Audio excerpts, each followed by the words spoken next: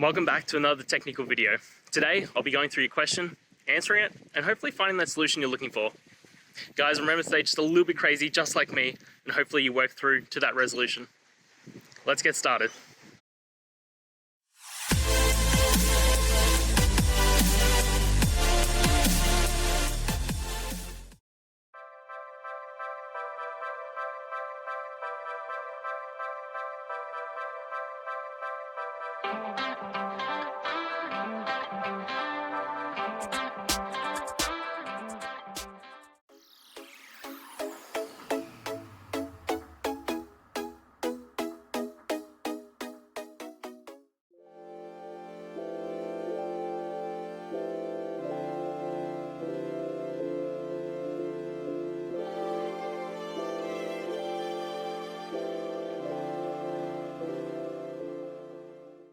And that's it, guys. I hope this video helped get you that answer that you're looking for.